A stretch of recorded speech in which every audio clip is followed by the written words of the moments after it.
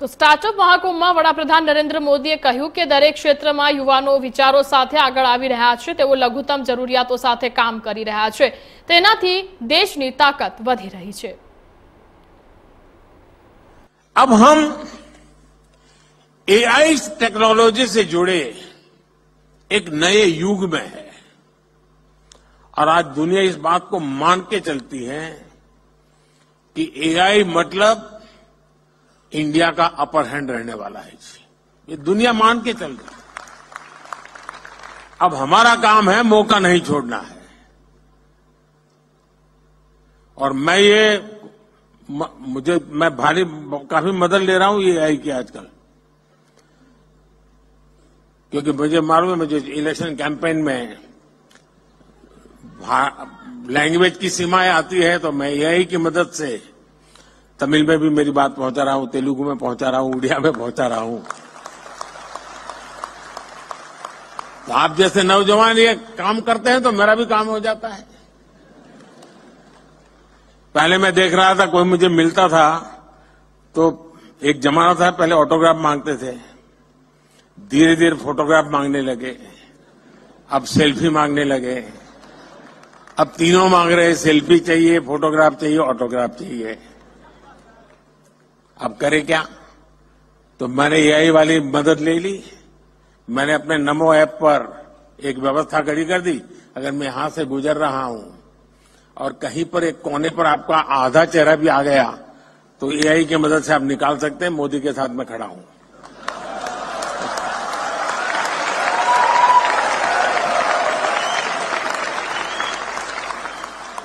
आप लोग नमो ऐप पर जाएंगे तो फोटो बूथ है, वहां से आपको फोटो मिल जाएगी आपकी। उद्योग और स्टार्टअप इकोसिस्टम के महानुभाव, सभी इंक्यूबेटर्स और एक्सेलरेटर्स के प्रतिनिधि और देश के भविष्य को आकार देने वाले हमारे प्रिय फ्यूचर एंटरप्रेन्योर्स, आप सबका स्वागत है। स्टार्टअप महाकुंभ भारत के innovative brilliance, can do spirit और प्रभाव करने की प्रबल इच्छा शक्ति का एक प्रतीक है। 21वीं सदी स्टार्टअप्स की सदी है और स्टार्टअप्स इसे भारत की सदी बनाएगा, ये मेरा पक्का विश्वास है। माननीय अटल बिहारी वाजपेयी जी ने जय जवान जय किसान के साथ जय विज्ञान को जोड़ा और माननीय प्रधानमंत्री जी श्री नरेंद्र मोदी जी ने इसमें जय अनुसंधान को जोड़कर देश ने स्टार्टअप इंडिया अभियान के तहत इनोवेटिव आइडियाज को एक प्लेटफॉर्म दिया, उनको फंडिंग के सोर्स से कनेक्ट किया। एजुकेशनल इंस्टीट्यूशंस में इंक्यूबेटर स्थापित करने का अभियान भी चलाया। हमने बिल्कुल उसका बाल वाटिका शुरू की, अटल टिंकरिंग लैब, जैसे एजुकेशन में सबसे शुरू होता है ना केजी का, वैसा ही हमने शुरू किया। और इससे फिर एक स्टेज आकर गया, इंक्यूबेशन सेंटर बनते गए। टियर 2, टियर 3 शहरों के नौजवानों के लिए भी अपने आइडियाज को इंक्यूबेट करने की सुविधा मिलने लगी। आज पूरा देश गर्व से कह सकता है कि हमारा स्टार्टअप इकोसिस्टम सिर्फ बड़े मेट्रो शहर तक सीमित नहीं है।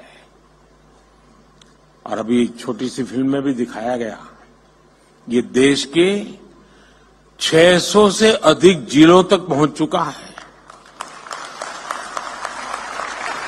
इसका मतलब है ये एक सामाजिक कल्चर बन गया है, और जब कोई सामाजिक कल्चर बन जाए तो फिर उसको रुकने का कोई कारण ही नहीं होता है, वो नई नई ऊंचाइयों को प्राप्त करता ही करता जाता है।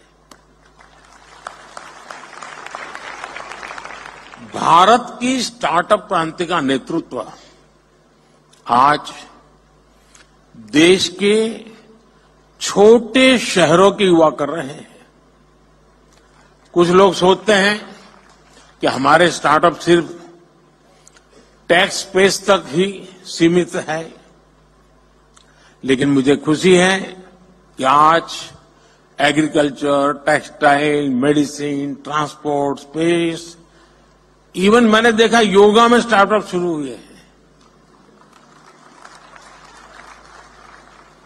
आयुर्वेद में स्टार्टअप शुरू हुआ है, और एक दो नहीं, मैं थोड़ा मैं रुचि लेता हूं तो देखता रहता हूं।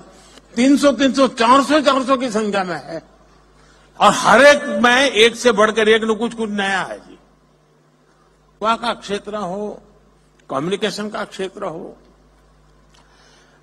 नौजवान नए आइडिया लेकर के आते हैं, कम से कम रिक्वायरमेंट के साथ वो परफॉर्म करने लग जाते हैं, और मैं मानता हूं इसी ने इसकी ताकत बहुत बढ़ाई है।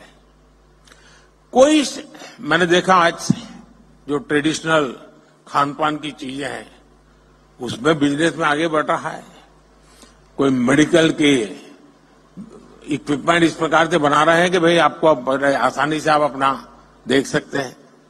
यानी कोई सोशल मीडिया के ग्लोबल जायंट्स से मुकाबला करने की तैयारी कर रहा है। यही सपने हैं, यही स्पिरिट है, यही शक्ति है। इसीलिए लोग कहते हैं मैं इसे नष्ट करूंगा।